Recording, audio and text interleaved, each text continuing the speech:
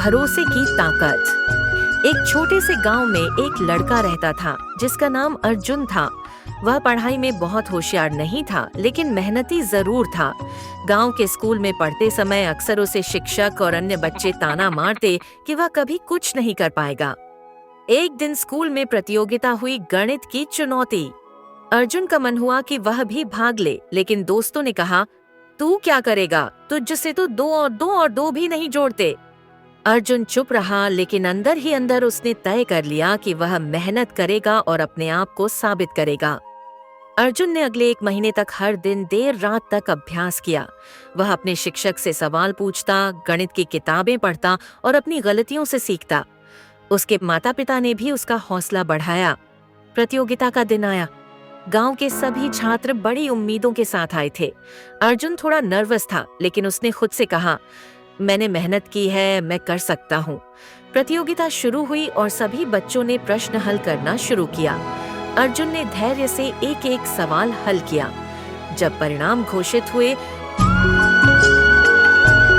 तो सब चौंक गए। अर्जुन प्रथम स्थान पर था। पूरा स्कूल तालियों से गूंज उठा। वही बच्चे जो उसका मजाक उड़ाते थे अब उसकी तारीफ कर रहे थे। शिक्षक ने मंच पर उसे बुलाया और कहा, आज अर्जुन ने यह साबित कर दिया है कि मेहनत और आत्मविश्वास से कोई भी असंभव कार्य संभव हो सकता है। उस दिन से अर्जुन पूरे गांव के लिए प्रेरणा बन गया। कहानी से सीख, दुनिया चाहे कुछ भी कहे, अगर आप में आत्मविश्वास है और आप सच्ची मेहनत करते हैं तो आप किसी भी लक्ष्य को हासिल कर सकते हैं।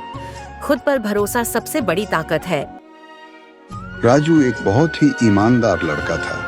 वह छोटे से गांव में रहता था। एक दिन वह माँ से बात कर रहा था। बेटा, आज बाजार से थोड़े चावल ले आ, घर में खाने को कुछ नहीं बचा। माँ, मेरे पास सिर्फ 5 रुपए हैं, लेकिन मैं कोशिश करूंगा। जब राजू चावल खरीदने जा ही रहा था, तब रास्ते में उसे एक बटुआ मिलता है। यह क्या? रास्ते में किसी का बटुआ गिरा है। वह बटुआ खोलता है। इसमें तो बहुत सारे पैसे हैं और एक पहचान पत्र भी। उसे तभी पता चलता है कि बटुआ सेठ हरिप्रसाद का है। वह उनके घर जाता है। वह दरवाजा खटखटाता है।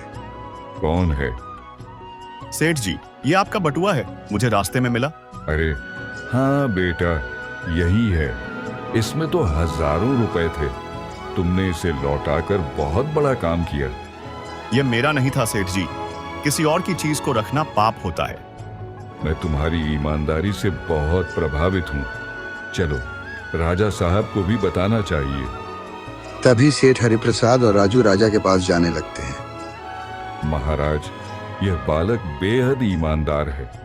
इसने मेरा कीमती बटुआ बिना कोई लालच रखे लौटा दिया। राजू, तुम्हारी ईमानदारी पूरे राज्य के लिए मिसाल है। महाराज, मैंने केवल अपना फर्ज निभाया है। आज से तुम राज्य के ईमानदार नागरिक पुरस्कार के हकदार हो। साथ ही हम तुम्हारी पढ़ाई का पूरा खर्च उठाएंगे। तभी राजू की माँ को पता चलता है। वह बहुत खुश होती है। पूरा गांव उसके लिए तालियां बजा रहा था। बेटा, मुझे तुम पर गर्व है। माँ, सच्चाई और ईमानदारी कभी हारती नहीं। शिक्षा, ईमानदारी चाहे कितनी भी छोटी हो, उसकी हमेशा जीत है। मम्मी कब आएंगी पापा? हर रोज कहते हो जल्दी आएंगी, लेकिन अब तो महीनों हो गए। संजय थोड़ा असहज होकर, बेटा, मम्मी हमें छोड़कर ऊपर वाले के पास चली गई हैं, पर वो हमेशा तुम्हारे दिल में रहेंगी। प्रिया भोलेपन से, ऊपर वाले के पास मतलब जैसे दादी गई थी। संजय चुप हो जाता है। आंसू पोंछता है। पड़ोसन, प्रिया, चलो मेरे साथ मंदिर चलो, तुम्हारी माँ की बरसी है ना आज। लेकिन मैं तो रोज इंतजार करती हूँ मम्मी के लौटने का। पड़ोसन मुस्कुराते हुए, तुम्हारी मम्मी हर रोज तुम्हारे पास होती हैं, जब तुम मुस्कुराती हो, जब तुम अच्छा काम करती हो। माँ चले जाने के बाद भी उनके होने का एहसास कभी कम नहीं होता। उनकी यादें, उनका प्यार, उनके सिखाए संस्कार, यही हमारी असली पूंजी है। तभी प्रिया कहती है, मम्मी, अब मैं रोऊंगी नहीं, मैं आपकी तरह मजबूत बनूंगी। सीख, मोरल, माँ का प्यार कभी खत्म नहीं होता।